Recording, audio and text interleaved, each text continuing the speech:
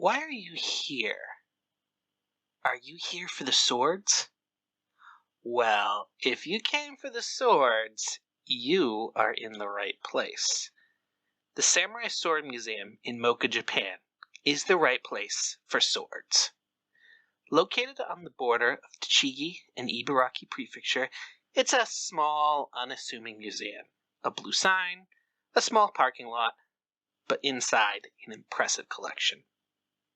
With an entrance fee of just 1,000 yen, you can come in and take a look at the collection. About once a month, they have a day where you can handle the swords. They announce it on their Facebook and their Twitter, which I will link down below. You have to check for dates, it's not always the same. The only complaint I have about the museum is things are not really in any type of order. So I'm going to kind of give it a little bit of an order as I talk about it. The most famous and well-known of the Japanese swords is the katana. However, it is a pretty late evolution, and first we have to talk about some other swords and history to get to it. Jokoto are ancient swords. In Japan, those are swords that were made before 900 AD. There's not really any examples here. These first swords were not what you think about when you think of a Japanese sword. We expect a curved, single-edged sword. However, the first Japanese swords were straight.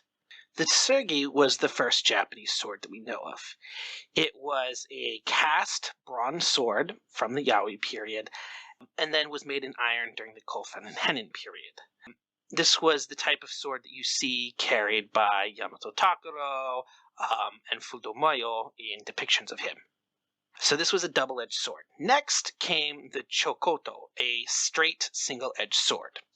While the Tsurugi was cast, the Jokoto was forged like Japanese swords that we think about. This was first seen in the Kofun period, and we think it was mostly used on foot, that this would have been a foot soldier's weapon. It's single-edged. We're seeing forging, so this is the beginning of something that we can recognize. Now, in the Heian period, this is where we started to see swords become curved. We think this might have been due to horses being used more in warfare, and influence from the Emishi people and their blades. The Emishi people themselves having a reputation of being mounted cavalry warriors. In the Heian period, the straight swords died out, and this new sword evolved called the Tachi. We're not at the katana yet. The Tachi is curved, single-edged sword, and we look at it, most people would recognize, okay, that's a Japanese sword. In fact, sometimes they are mislabeled as being katana. However, the Tachi was longer, with the intent of it being a cavalry weapon. And at the Tachi, this is where the museum starts to have more examples. So the Tachi itself was worn blade down, and it hung from the waist. This meant that the name of the smith would be on the right side of the blades.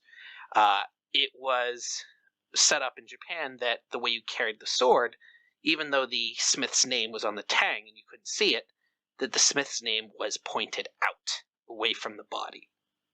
Mostly intended as cavalry sword, the Tachi blade in turn was improved from studying damaged swords, destroyed swords from battles with the Mongolians. And this is where we start to get some of the different heat treatments.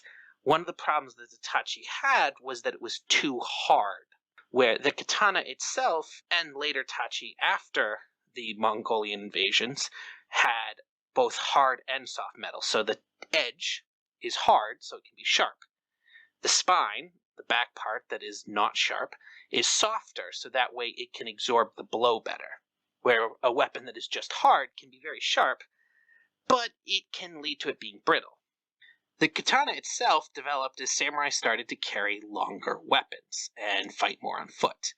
So it started out as a shorter weapon than the Tachi that could be drawn faster and used as a secondary weapon.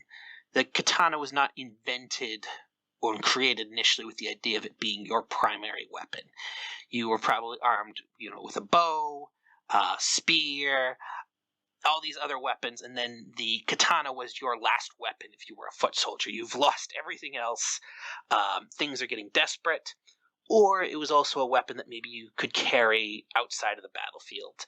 It was bigger than a dagger or other type of knives that were used, but, still easy to carry. So the first katanas appeared during the Northern and Southern Court period, when there was conflict between the shogunate and the emperors of the Southern Court. The oldest known katana is at Kasuga Shrine. So during the Sengoku period, the katana flourished as large-scale fighting broke out. And also non-samurai warriors, who were from the farmer class, became common.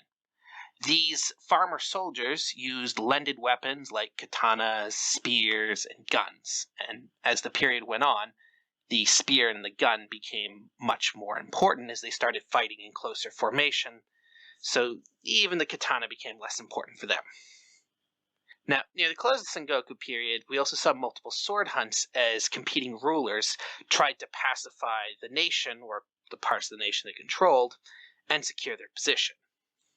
The Edo period saw an increase in trade and less warfare. This meant that regional differences in the sword schools faded, and also because they weren't being used for fighting as much, the katana became more decorative. It received more focus as the weapon of the samurai, moving maybe the focus of training and what people knew away from battlefield weapons to what were more personal defense weapons.